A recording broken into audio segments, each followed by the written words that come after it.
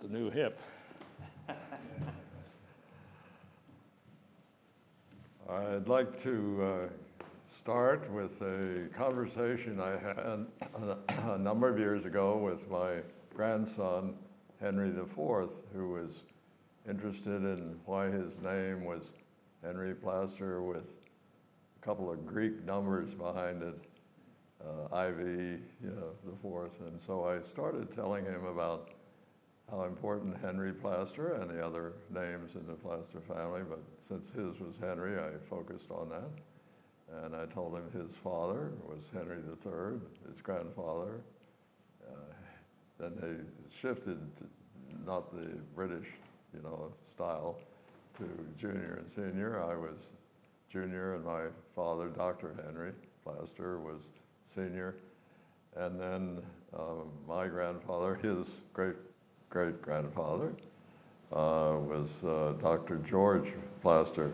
He had a brother, Henry, but that didn't count. And then George's father was another Henry Plaster Jr., and then his grandfather was Henry Plaster Sr., who at age 16 was living in Unison and stuck out, I'm told, to sign up for the Continental Army.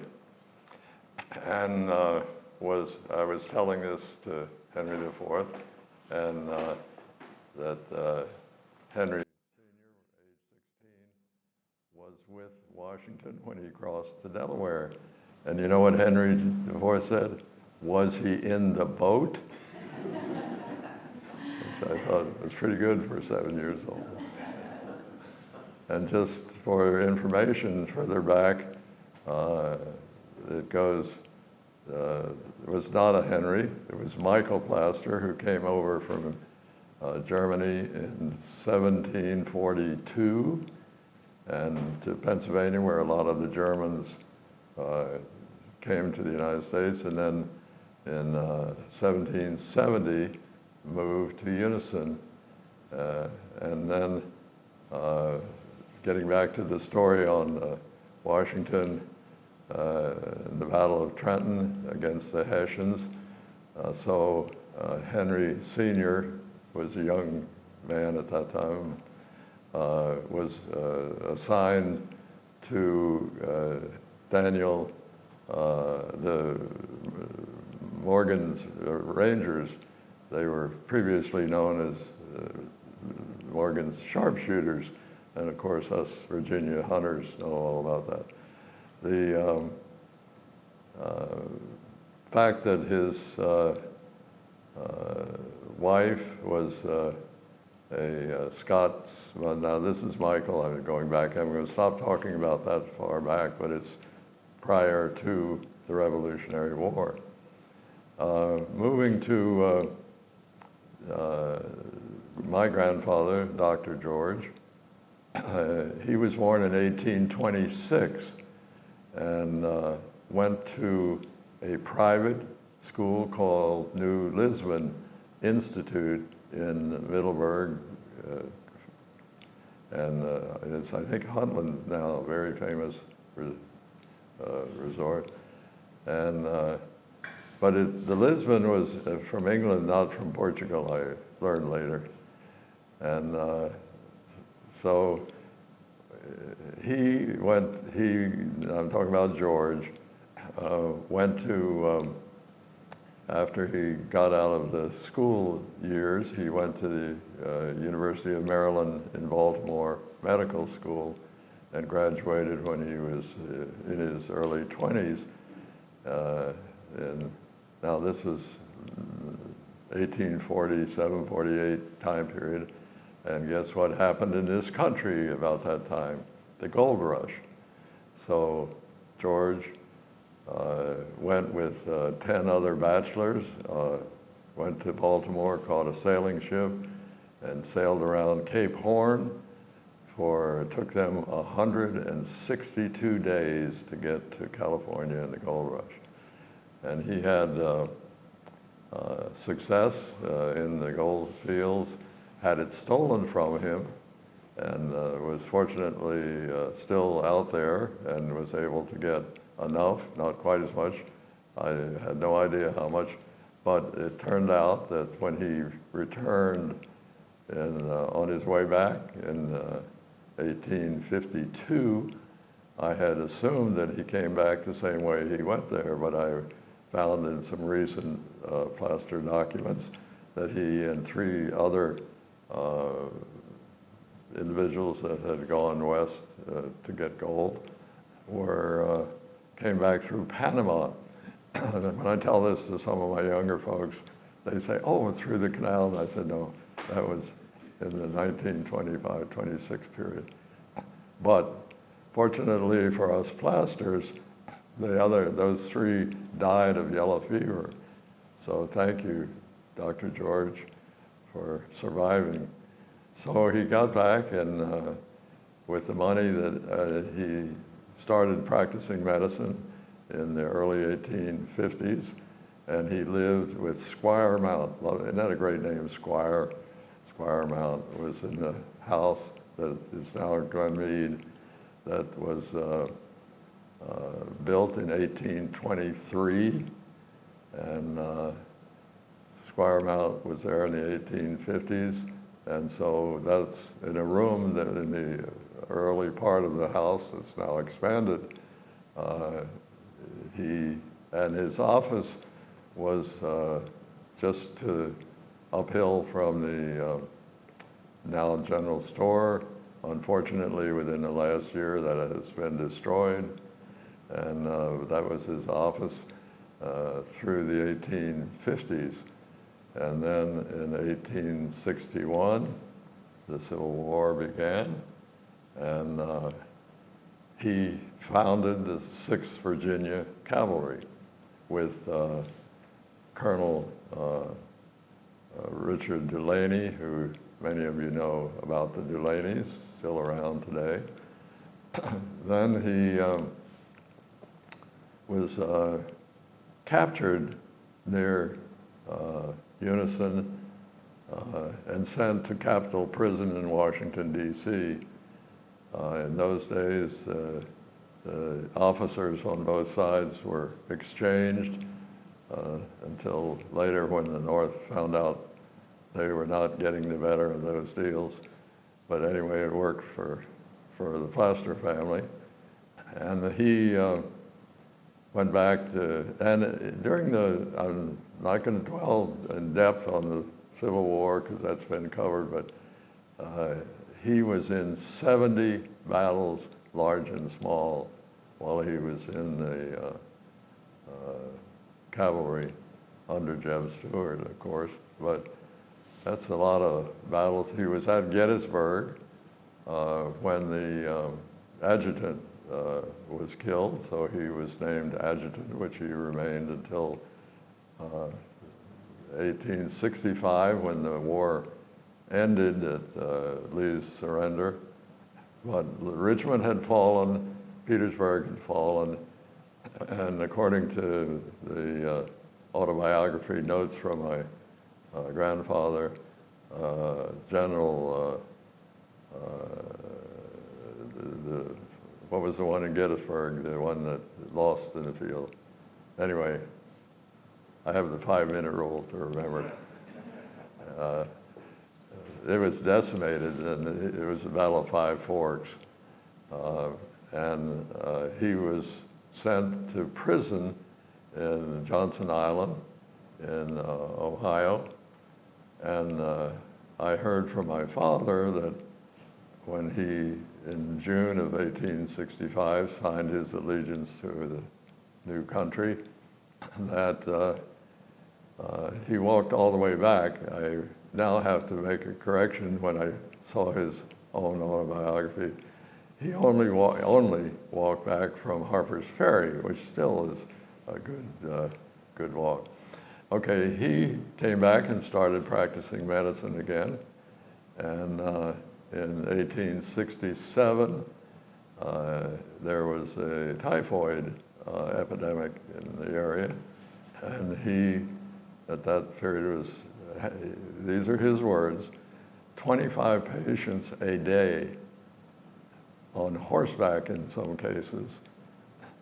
All right, and then, let me think, in 1867, he was named, he was elected actually to the state constitutional convention that was ordered. Now this is during, the post-Civil War period where we were sort of reconstructing the South, and he, the military governor of Virginia, was in charge of that convention. In 1870, he, let me think, I got my cue cards here, but I'm trying to remember. What happened today? Oh, I guess, well, let me skip to 1871 where my memory is a little better. All the schools, I remember what it was. He was a school commissioner for Mount Gilead, and that was our district at that time period. And those that don't know where Mount Gilead is, it's almost out of business because it used to do a lot of business during the Prohibition in that period of time, later actually. And so in 1870 was the time period where there were the first public schools in this country, first public school. Now, there may be a few minor ones, but in Virginia in particular, you have been reading a lot about in those days, not just separation of various they called them colored schools, and there's a research paper coming out, and so Dr. George Plaster had a black associate doctor with him, and on the deeds to the property up in the black community that adjoins the Glenmead Farm. Actually, it's pretty close to where you are. They have a deed that's dated, and it's called Dr. B.F. Young, Benjamin Franklin Young. I'm not sure he didn't go, and I found out some interesting things. Remember Williamsburg and that area, you hear about reading the law, they read the law. I've seen a lot more recently, same term applied to physicians, doctors. You read the law, the profession, the physicians. So Dr. George, when he came back and was back in the medical business, learned about 17 acres was given up there, and matter of fact, the story that related, when he was captured, a black man that lived up in that area later hid his horse so he could have it when he got back. So there are a lot of little sub-stories to tell that are really quite amazing. All right, then in 1871, he deeded the property to the thing that you saw, the Mountain Shadow School. And actually, it turns out my father went to school there. And so the period of time, and then one of the things that sort of finished with the involvement with Dr. George in the Bluemont area. He was able to go back to the, well, I should just show you one thing before I do that. This was his stethoscope before rubber. And the metal that's in that box was when everyone that 18,000 Confederate veterans met for a Confederate Veterans Reunion in Richmond in 1907, and my late wife allowed only one metal detection individual to do metal detection in our yards and then the field across where the fair parking is. And this was found between the farmhouse and the chicken house, and it was given to him in 1907 when he was in his 80s. And then, interesting to me, in 1922, when he was in his 90s, the United Confederate Veterans for the down headquartered in Louisiana made him an assistant surgeon general of the rank of colonel. That was some recent. All right, moving ahead to my father, he graduated from the University of Maryland, University of Virginia Medical School 1 month before he was 21, so he had to wait a month before he could practice. And then in an article that's in the museum, written by Eugene Shield, between Dr. George and Dr. Henry Plaster, my father, practiced medicine for 100 years. That's amazing. Of course, they were elderly, and in 17, I should have mentioned, in 1873, my grandfather, Dr. George, married Sally Meade Tolliver. Meade, Glenn Meade, got it. And those that don't know how people talk in Virginia, Tolliver is spelled Taliaferro, but her father, that's my grandmother's, was her father was James, Colonel James Monroe Tolliver, and because she was a direct descendant, the daughter, my grandmother, of George Mason, several of the Plaster families, including my daughter Ann Mason, incidentally, there were 5 George Masons. The most famous one that we all know about in the Bill of Rights was number 4. So our connection is through number 5. It's nice to know, and they're Gunston Hall and all that. They're part of the world. Let's see. When I was a youngster, well, I should say my mother met my father. She had graduated from Mississippi State College for Women and done something. I don't think they had graduate work, but I know she told me she had some work at the University of Chicago. And during the First World War, she was a yeomanette in the Navy. And so she met by taking the train up here, and I don't know any of the details. How much do you know about your parents in their early years?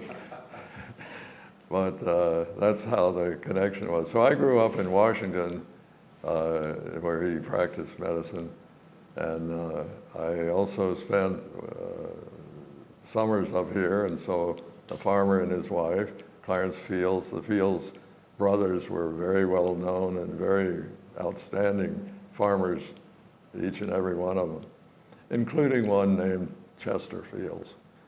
A little humor there. The thing that was so nice about the connection to me, it was learning about farming, and we had draft horses, and finally we got tractors, but it was, and when we had 6 cows, the farmer milked them 6 morning and night, except when I was there. And then by the time I milked 2, he had milked the other 4. But it was a learning experience. And then I think then after my career is, first I went to Duke University and got a physics degree, and then went to the Navy for, Harry Truman asked me to stay a third year, so I said, okay. But then I went back, and another new agency in Washington had started called the Central Intelligence Agency. So I immediately connected. That was a wonderful 40-year career. You can see me on CNN series Declassified for the Hexagon program that I was technical director of. I'm kind of proud of, now this is, I'm hoping, I'm filling the time here, but one of my early jobs that others and I know about was when the Gagarin was launched into space. The agency knew all about that, and had, interesting enough, some equipment that we had provided before he landed, 90-some minute orbit. We told President Eisenhower that he had successfully orbited. So there were some early milestones in CIA's start. I got a master's degree, and I learned a great deal more about space from my fellow students that worked for NASA than the professor who was doing okay. But I mean, these were the real world, the Second World War engineers that had done the work on radars and sonars were, and this was the space era, and to be part of it was very exciting. I got a master's degree in engineering administration, part of that. Let's quit talking about me, although I guess one other thing maybe. They sent me as a CIA sole member to the Industrial College of the Armed Forces. That's where all the Navy captains are aspiring to be admirals, and the Army and Air Force colonels are aspiring to be generals. I had already gotten there, which was very helpful. I really would like to talk a little bit more about my kids. William, my son over here, my second son, I talked about Henry a bit. He's in Maine. My late wife, she got the farm. I got 2 small houses in Maine. It's a good deal, along with getting her, of course. And my daughter, Ann Mason, is sort of rides shotgun on me a lot. And she's going to go with me when we go up to Maine. William well, I won't tell you, he left his current job as special assistant to the clerk of the House of Representatives at 20 minutes of 6, so he made pretty good time. And so he and his sons are mostly seen up here in the October, November time frame with all those deer horns that you see are around. And some of you may have run into his older son, George, who was out here politically motivated earlier this year. I think that covers the Plaster generation. Any questions? Oh, I do have something I'd like to show you. I got a, yeah, no, the one behind it. That was the, thank you. Yep. This is a heavy piece of Wedgwood, really heavy. And see all the stuff that's dirty? And then for a long time, I had no idea what 6, 12, 18, and 24 it wasn't metric and it wasn't millimeters, metric system. And I went to a reunion of medical doctors in Harper's Ferry several years ago, and they told me, it's the width of a pill. And so the point is, I guess the doctors used to use the mortar and pestle. The pills were mostly powdered in those days, no gels and so forth. So they were really the pharmacists in many cases, like Bluemont. Interesting period. One of the things that of interest for, I wish there were people that, I have a lot of information written down about all the various doctors that were here and how they trained under my grandfather and went on to do other things. My father's medical degree was signed by Robert E. Lee's general, who was his medical officer, Hunter McGuire. So there's a lot of connections that are sort of below the viewing areas. Any questions? All right. Thank you for your time.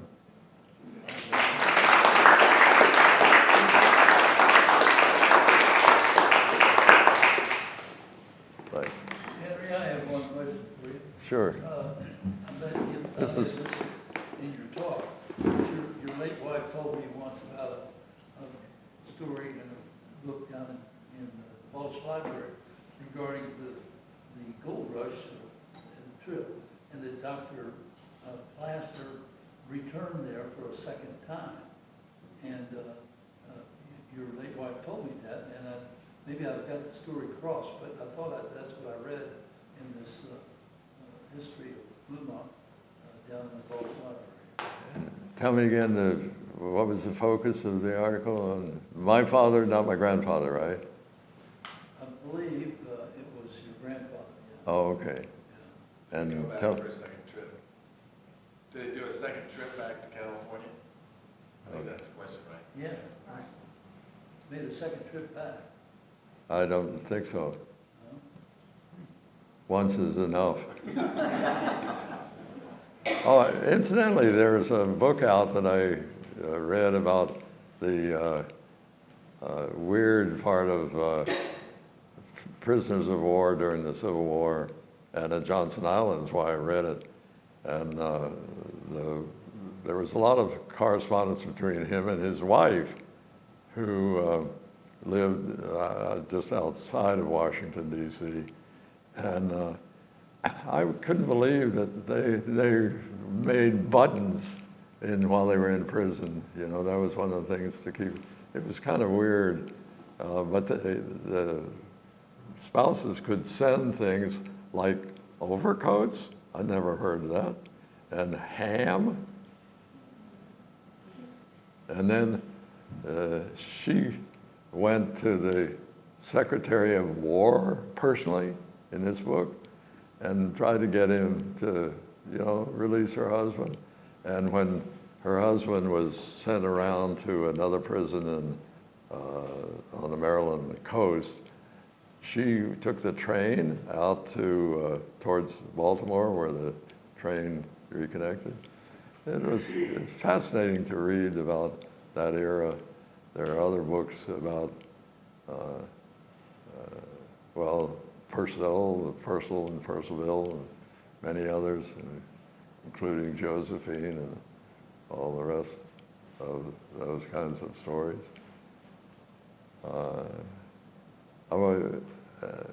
We're trying to keep the history of the area in front of young people.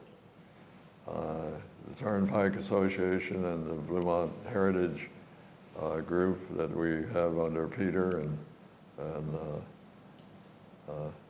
and others that are John Sullivan and